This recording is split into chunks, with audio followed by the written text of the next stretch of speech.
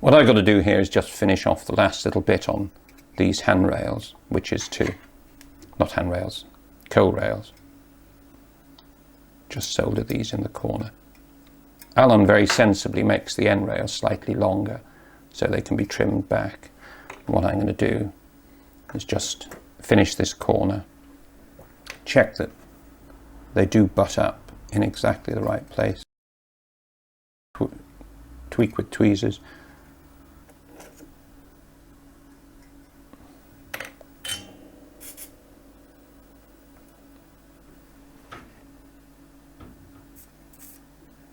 Just a touch with the iron, not much. One thing I should have explained is for the finer work now I'm using an iron with a smaller tip, 145 solder.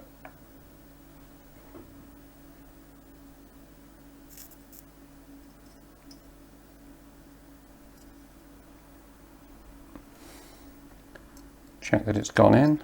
Appears to have done. Turn it over and then just cut off those extra bits.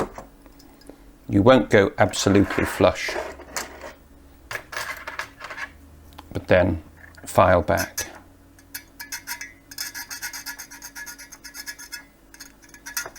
They are very, very flimsy. They were extremely flimsy on the real thing, comparatively speaking. And you file that back flush.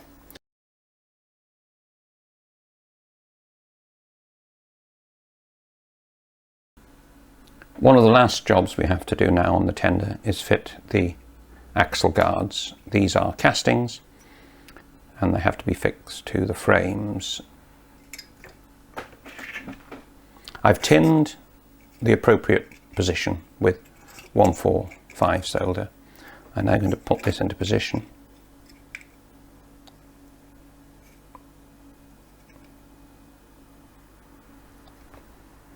Just check that it's equidistant.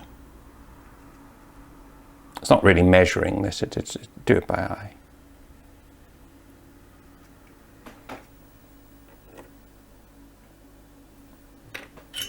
Introduce the iron first of all from the side. If you can, don't touch the white metal casting with the iron, otherwise it will melt. Just enough to hold it. Check that that's about right, and I think it is.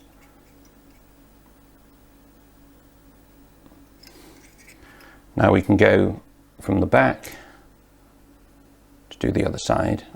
Once again, the golden rule in soldering, don't go up to what you've just soldered, otherwise it would all fall apart.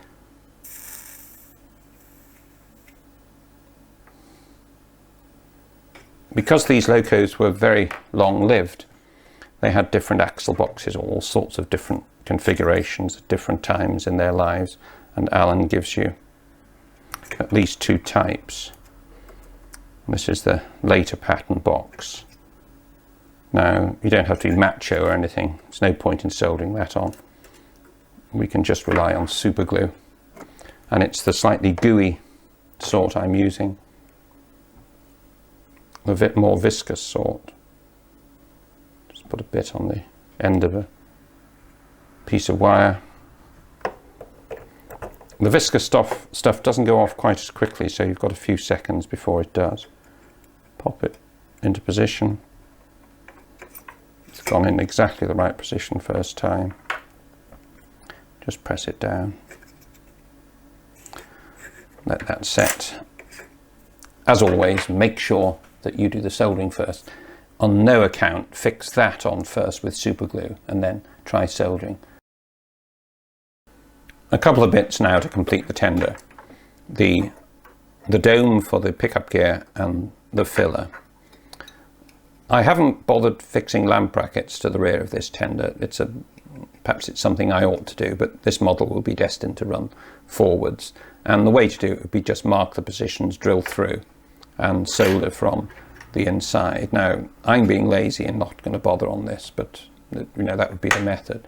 But certainly, if you were going to put the lamp brackets on, then do that before you do this final bit. Alan gives you a series of excellent drawings which allows you to plot the position of the tank filler and the water pickup dome. Things like these breather pipes move throughout the class's life on the tender, so again check your prototype. The one I'm modelling, they were still inside the coal space. Now I'm not going to bother soldering these on, there is no point, they're not load bearing. All I'm going to do is fix them on with super glue. So line that up, make sure it's in the middle. Now I'm using the more runny super glue, the very, very liquid glue, which seems to flash into joints quicker, but it does go off instantly. Capillary action will draw it in, so pop a bit there and it's sucked in straight away. It disappears before your very eyes. It's remarkable stuff. Tiny bit more around here.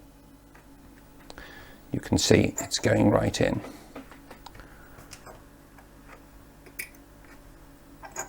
Try not to disturb that. I say it does go off straight away, but there are odd occasions when it's reluctant to do so. And we'll do the same with this. Turn it round. It's gone in there. I'm using a type of coupling here, Spratt and Winkle, with the bar at that height. The buffers will go on after the Loco is painted. They're sprung buffers. Alan supplies those. They work very, very well. And this is a Market's wire wound vacuum standpipe.